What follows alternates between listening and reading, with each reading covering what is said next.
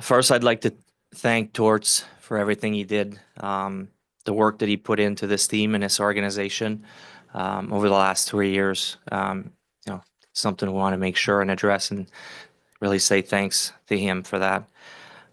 You've seen this team play hard over the years. They've showed they have a no quit attitude ingrained in them.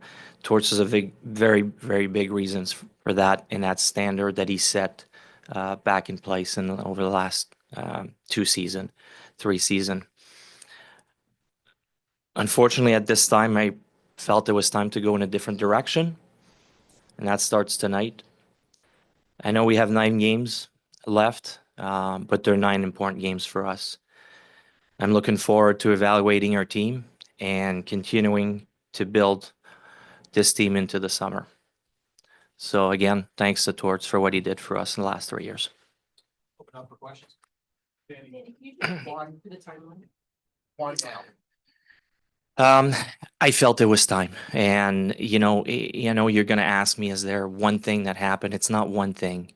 It's a series of things that have happened, and probably a little bit more in the last 3 weeks that has escalated since probably around the trade deadline, right after that. So, like I said, it's not one thing specific. It's an accumulation that have happened. But probably more often lately.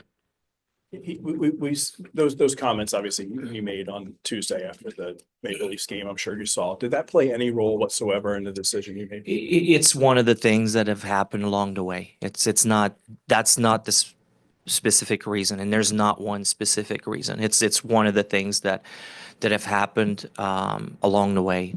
There's been different ones as well. So it's not don't just focus on that. I'm not going to get into the specifics of what we dealt with. That's not fair to Torts. We both have opinions, and it doesn't mean that mine is better than his. I don't want to get into that. But we had just some different opinions on different things. The difference of opinions, was that more about the way things are now or plans for the future? No, we always had them along the way. And look, Torts is a complicated man. He's a complicated coach. He's a blast to work with because he challenges you. I truly believe he made me a better GM. I loved working with him, and I think he loved working with me.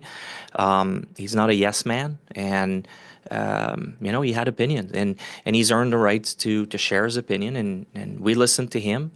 But again, myself, Keith Jones, Dan Hilferty, we felt at this time it was time to move in a different direction. Big part of what improved in the team over the last couple of years was the structure. Did you feel that the structure was starting to fall apart?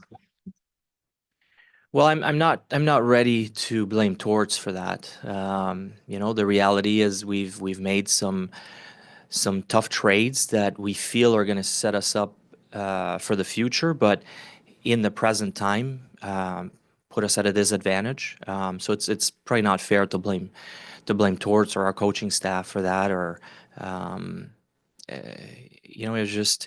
The reality is that we felt there were trades that we needed to make at this time to set us up better for the future. Torts was on board with that. He understood that was part of the plan, and that was part of the phase of the rebuild that we were in. So that was not an issue. Sense at all like the losing started to wear on him a little bit. He's a pretty competitive guy. Yeah, it's a good question, and I think not just on him, but on all of us. It's not easy, and that's probably that's the toughest part of the rebuild is going through this. Now, I really hope that this is the bottom. This is rock bottom for us today, and this is the turnaround. The trades were tough. They were tough to send some good players elsewhere and not really replace them in the trades. There were a call-ups, younger guys and guys that we want to see. So that makes it tough for the team, makes it tough for the coaches. So yes, that was taking a toll on all of us, and Torts included. He hates losing more than probably anybody we know. But I hope moving forward, and I have the feeling that moving forward now it's going to start to get better. And now it's not going to be an overnight thing. It's going to take time, but I feel we're stepping into a different phase of the rebuild. It's still a rebuild, but I feel starting to go into a different phase now. Feel he handled the younger players? And did you get any input from the players in the room before you made this decision? This had nothing to do with the players. We didn't get any input from the players, but at the same time, we're very close to the room. Jonesy and I are always around. We know what's going on, or we're maybe not everything, but we're pretty aware of what's going on and how things are going. I think Torts did a great job with the young guys. His approach to it, to making them pros, has really helped a lot of guys. Now, everybody reacts differently. There's guys that probably didn't work quite as well, but overall, I think he's done a tremendous job, helping our young guys take a next step, become better leaders and better players on the team. Were there any discussions about him joining management for the final year of the contract? And if so, did the fact that he made public comments that he didn't want to be in management factor into this at all? I didn't even see his comments, to be honest with you. I didn't see the comments, but no, there was no discussion about that. To me, Torts is a coach. That's his strength. I still see the passion. Now you have to ask him if that's, I shouldn't overstep here and say he still wants to coach, but I still see a passionate man that can still coach. You mentioned about the post-game comments were, just one of many things, but that they were part of it.